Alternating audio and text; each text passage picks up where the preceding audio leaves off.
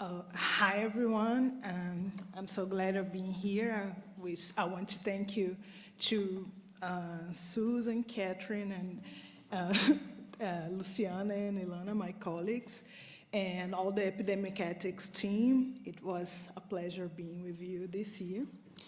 My work it's about COVID vaccination for children in Brazil, some ethical and policy controversies, mainly around the mandatory aspect of the vaccine for children.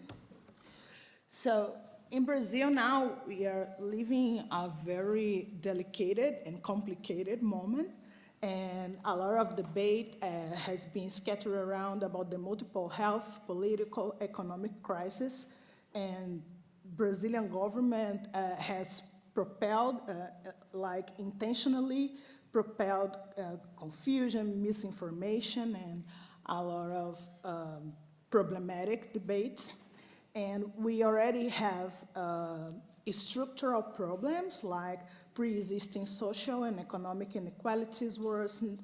In the recent past few months, Brazilian currency has devalued a lot, and we have a lot of food insecure, people in food insecurity, like tens of millions are now facing extreme poverty and hunger. And more than a half of the population, 117 million people, are food insecure. These conditions of extreme inequality are usually what draws global attention given to the threats to health security worldwide. And Brazil now is one of the worst responses to the pandemic, and our president is known by attack the vaccination and minimize the effects of COVID, and he always put things like the COVID was nothing or invented, and always feeding fake news. So the government, about the child vaccination, the main trouble is the government delayed the negotiations to acquire the pediatric doses. We take a long time to acquire them, and people who tried to accelerate the process was attacked by the government. We have public servants attacked, and the government became to talk about the mandatory aspect of the vaccination and saying that people need to have their autonomy, the guarantee of autonomy, but the autonomy of not getting vaccinated. And like people were being forced to vaccinate, but it was quite the contrary. Like many people wanted the vaccine, but with the delay in negotiations and the long time that we took to start to vaccinate children, and people are now facing lack of doses and a lot of fake news, and people are not having the conditions to make choices, like real autonomy choices. And reality has shown that the population are facing serious difficulties to exercise the autonomy.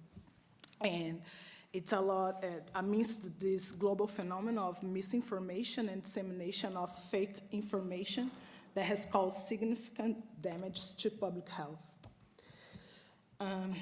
In Brazil, vaccination is not compulsory for families, but it's mandatory for the state to provide. It's like people are highly recommended to get vaccinated, and we have schools involved. We have a network of services and places to provide the vaccination.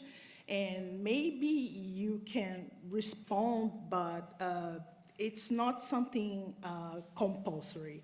And it's a right. The families have the right to the vaccine, so the children have the right to the vaccine too.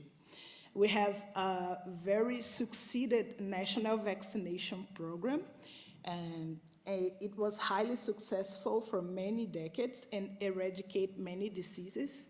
One of the most succeeded campaign was against polio virus, and 1986. Due to this campaign, we had one of the most popular characters in Brazil called Zé Gotinha, and it's a character made to children and to make them more comfortable with the vaccine and get information easily, and for the families also. And it was like a great mascot of the vaccination in Brazil, and it was using all these campaigns, and it was mainly made to make parents and children comfortable with the importance of the vaccination. And this is a photo of the mascot with children in the 80s, and there's a lot of material with this character. We have cartoons, we have animated cartoons, and a lot of things. But unfortunately, nowadays, with the bad situation with the vaccination in Brazil, we have this, like the Bolsonaro's Zé Gotinha, it's pointing the vaccine to people, and it's basically weaponizing the vaccine. And the president is always saying that he's used to say before, buy the vaccine, that he will never buy the Chinese vaccine, or that the vaccine was something only to make profit to the pharmacy industry, and a lot of false dilemmas and false arguments to try to cover the fact that he failed, the failures of the government. And in December of 2021, the Ministry of Health said to the press that child vaccination would be subjected to medical prescription. We have 20 million children to get vaccinated. It's like impossible to demand a prescription to all of them. And even after this happened, even after the many countries in the world were already vaccinating children, and our sanitary agency, it has restricted protocols, and it just had approved the vaccination, but the government insisted in the argument that it wasn't safe enough, or that people need to consult a physician to decide if we'll let their children get vaccinated or not. And by using the narrative focusing on protecting the freedom of not getting vaccinated, the Brazilian state transferred the responsibility of providing trustworthy information to the population. And population used to trust a lot in government, especially on regard of children vaccination, due to our history. Never before, for any vaccine that preceded COVID-19 vaccine, a similar requirement was proposed. And the National Agency of Sanitary Supervisions, ANVISA, has always had strict protocols designated to assess the safety and efficacy of the immunizing substances. So it's our president, and saying that he will not let his daughter get vaccinated, and he was saying this at the same time that he was attacking the vaccine, as I said before, and with the Chinese vaccine argument and this other absurd argument. So in Brazil, COVID has killed more children in between 5 and 11 years old than any other disease for the same group in 2021. More than 2,000 children and adolescents died from COVID in Brazil. However, the progress of the vaccination campaign is slow, and many children are missing the vaccination schedule. This month, this current month, about 6 months after the vaccination, the beginning of the vaccination, we still have only 61% of children vaccinated, only with the first dose. and 35.7% with the second dose, and boosters still not have been provided to children. It's worth remembering that Brazil has the necessary structure to vaccinate all children in a much shorter period. We have the capacity to vaccinate more than 1 million children per day. It's estimated that we have 20 million children in between 5 and 11 years old that need the vaccine, and we could have them all vaccinated at this point if the government hasn't delayed the negotiations and attacked the vaccine and spreaded false information about the vaccine.